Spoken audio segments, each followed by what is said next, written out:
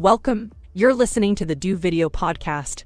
Today is Friday, January 1st, 2021, and it's the day to celebrate the new year. Now, embrace your host, Zoe Wood, the video confidence coach. 2020 has shown us that predictions mean nothing. But it is 2021 now, not 2020. That's going to get old. So let's experiment and just will a good year into existence. Let's just do that collectively. Come with me.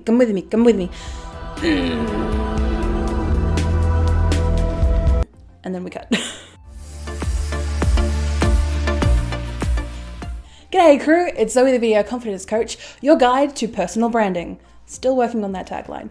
And welcome to 2021! And Do Video Podcast Season 2, the official episode of Season 2, even though it's technically Episode 2 of Season 2.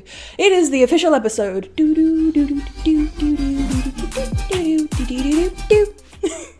And we have both a video and audio version of this podcast. So if you want to see my pretty face, cool little animations, and anything that you want to see popping up on screen, feel free to check out the video at the Do Video Podcast YouTube channel and all our social medias for the Video Confidence Coach. But let's move on to prediction number 1. You're listening to the Do Video Podcast.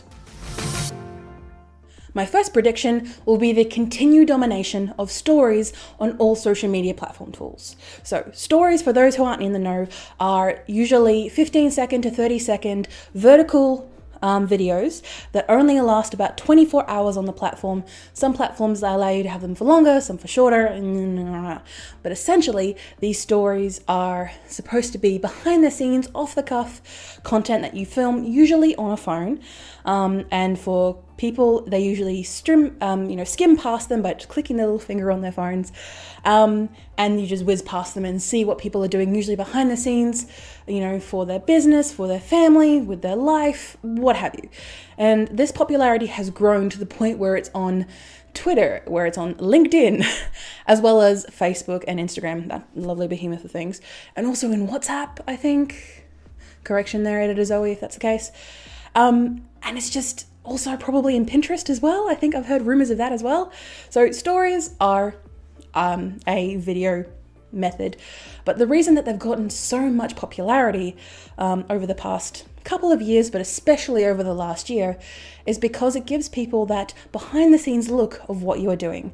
When we put stuff on the feed, it looks or has a tendency of being very manufactured, very clinical, very professional, very intensely ridiculed because it is on the feed publicly for people to see. But when it is on your stories, it's only available for 24 hours. It can usually be a little bit more casual in its creation, in combination of other things, and you can have as many or as little stories as you like. I'm a good example of that with my limited stories this year. Examples you see on screen if you're watching the video version. If not, you can just click onto my stories on any of my platforms just to see what I'm doing behind the scenes for 2021.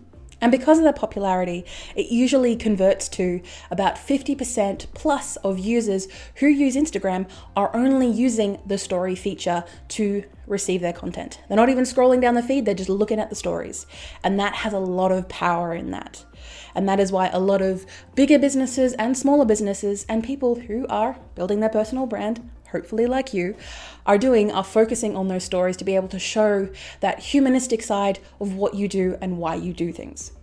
And further along on that note, many people over the past 2020 have majorly broken out using stories because of that ability to be within their niche, showcasing themselves as their raw and best form. So people who are following these personal brands really get insight into them, and then subsequently their content has blown up. But with all good things, there are a lot of downsides. And with stories, because of their ubiquity on almost every platform, hopefully, eventually, probably soon, stories will be implemented on almost all major platforms, if they're not already. See, I'm on top of things. I'm the expert. And There has been a lot of fatigue in the content creation, both on the content absorption from the people who are following you, as well as the content creator side, feeling like they must post this many, that many, this many, that many, and just getting overwhelmed that you have to constantly be online, because that's the point. These juggernauts want your attention, so then they can sell you adverts to then make money off. That is their whole game.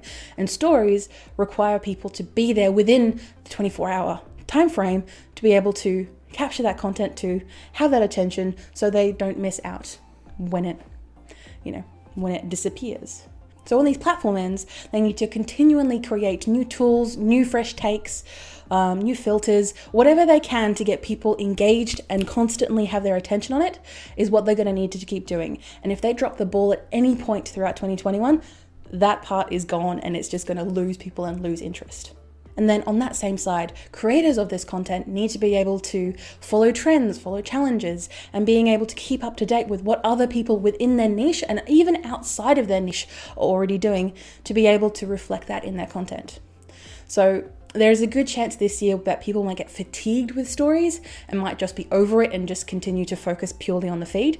But considering how many people and how much churn there is in story features on all of these platforms, I highly recommend implementing that into your personal brand marketing strategy. Do Video Podcast. Prediction number 2. So now moving on to larger things that have happened because of 2020 and everything that will be impacted 2021 going forward. We are going to see a much heavier pivot for small, medium, and larger companies and businesses onto flexible working arrangements. Now, what are flexible working arrangements? Flexible working arrangements are for people who, throughout this pandemic, actually thrived when they were able to work home, take care of their kids as well as do the work that they need to do in the office, or for a lot of people that just didn't have to commute to get to the office just to work for a couple of hours, or how many hours they didn't just go back home and do the whole thing again. So flexible working arrangements, and especially these larger companies, as well as government and many throughout the world, have now seen that, yes, your employees do actually do work when you're not hovering over them like, what's a good example? Like the vultures from, Snow White. Like, they actually do their work on their own, and you have multiple and many tools to be able to track their work as you go on. But it ultimately boils down to employee freedoms. Used to be something that startups used to do, and I'm not sure if they're going to do that this year, is where they would actually give an option saying, hey, we've got flexible working arrangements where you can work from home and only need to come into the office 1 day a week. And that would be like a selling point on come join us and be part of our team type thing. And now that's just going to become the standard. That's going to become the norm. People will have the option to work from home and work from the office flexibly as they so need to, as they so change. And for people that want to work in an office and prefer to work in an office, that option is there for them. But to be able to have that ability to choose is going to be the thing that is going to rock and pivot the world, to be able to achieve this sense of freedom for people who work in companies and for people who work in smaller and medium businesses as well. But for those of you who are not building up your personal brand for a side hustle, you may be thinking, Zoe, why the hell are you telling me this?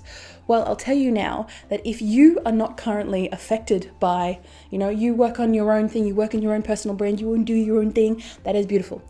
But there is a good chance, and I want to say a hell of a chance, that you work with people who are in this system, who work with people who are going to be flexibly working from home and working from the office.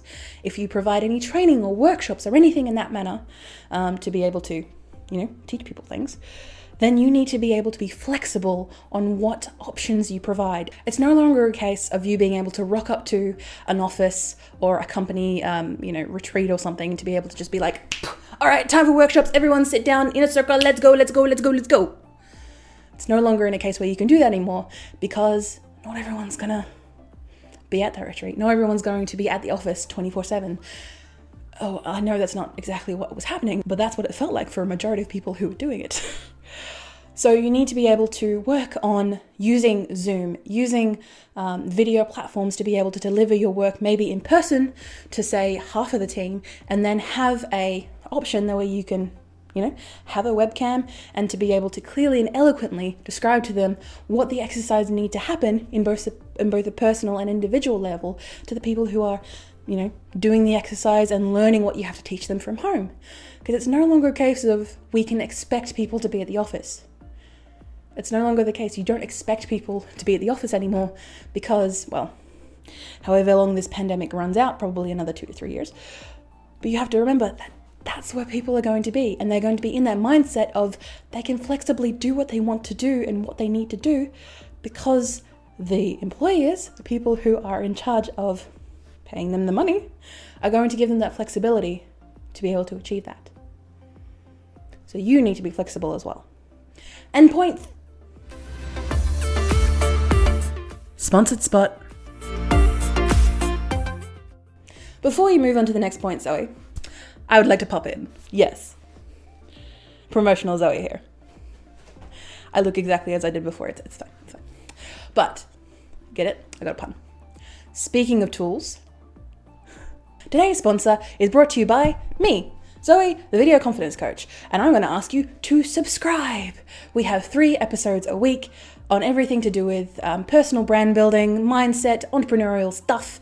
I'm still working on the list to be able to give you this ad read perfectly well, but for the time being, that's not going to happen. Practice makes perfect, and I need a whole lot of practice. So, we're going to carry on to Zoe for her third point, is the rise of micro-influencers.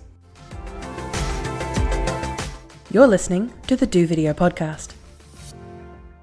So I'm sure you've already heard of the Kylie Jenners and all those types of people who have like millions and millions of followers on their respective social medias.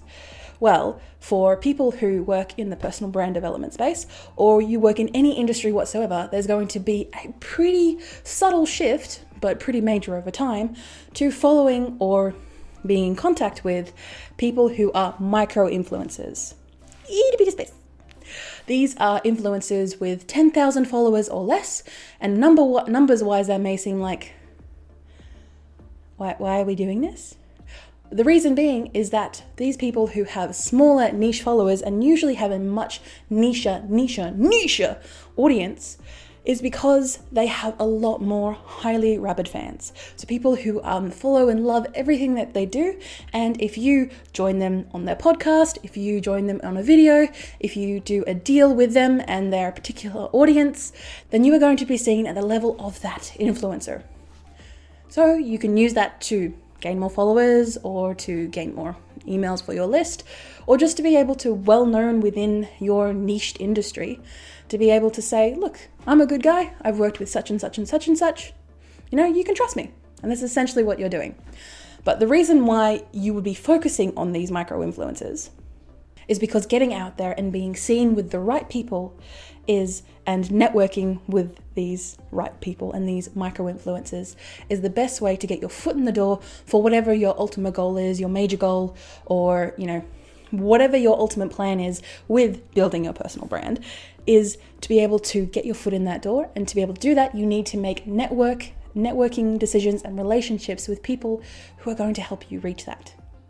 And to do that, it's good to focus on the littler guy than the bigger guy, because the bigger guy probably doesn't care that much. Little guy, probably more so. Bonus prediction! So my bonus prediction is the rise of artificial intelligence, video editing, and audio editing. So there has already been utilization of artificial intelligence to, listen to what you're saying and audio pizza and like all that good stuff. We're slowly getting to, Cyberpunk 2077 as we go.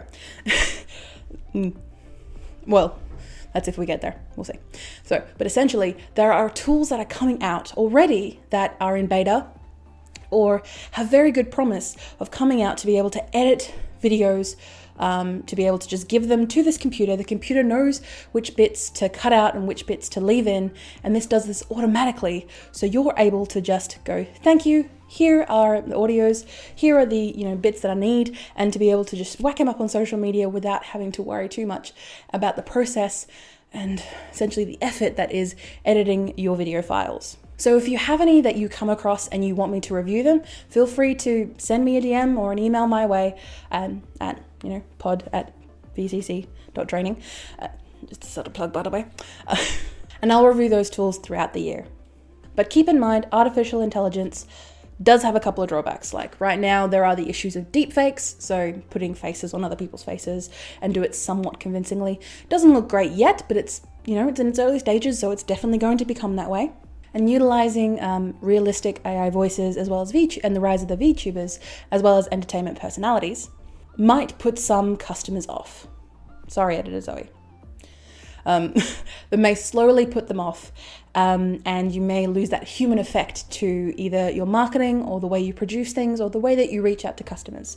So you need to make sure that when you're doing something using artificial intelligence, yes, it will make things easier, especially throughout 2021, but you have to keep in mind that you have to contain that human element so people aren't just put off by, being talked to by a computer. Oh, and not to mention that because of the changes that are happening in the EU and all those changes that are happening, the government that are, 15 years too late, but they're finally cracking down on some stuff that are happening on the online space and in social media, either for better or for worse. Those impacts are going to impact everyone in every industry who uses the online space. And using artificial intelligence to help boost that, or help to overcome some of those challenges that those governments are putting in place, is something that we'll have to look to in 2021. TLDW, too long, didn't watch. So, let's revise. Domination of stories and 24-hour only content. The rise of flexible working arrangements, which means you have to be flexible too. Ultimately, find some micro-influencers in your space and collaborate with them. And keep an eye out for AI tools that'll help you edit your videos, produce them, but also just keep an eye out for what changes they make in the future. Before we end the podcast, I would like to acknowledge and pay respects to the Wadawurrung people of the Kulin Nation, the traditional custodians and owners of the land on which I produce this podcast. I pay my respects to their elders, past, present, and emerging. I stand with the traditional custodians of these lands in working towards a more equal future. Aboriginal and Torres Strait Islander people continue to face discrimination and disadvantage due to our country's colonial past. I stand with them in their fight against injustice. The Do Video Podcast and Video Confidence Coach exist purely for educational purposes, and all information provided is of a general nature and should not be solely relied upon to make a branding decision. That's why you get me to consult with you directly. Wink, wink. My email is pod@vcc.training if you're interested. I ask if you like the show to subscribe and give me 5 shining stars on your review on your podcaster of choice. And join the Video Confidence crew by following me on my socials. Links in the show notes below. What's next? So I hope you've enjoyed this first official episode of the Do Video Podcast of 2021. Look forward to seeing you throughout the year, and I'll leave you to it. Mwah.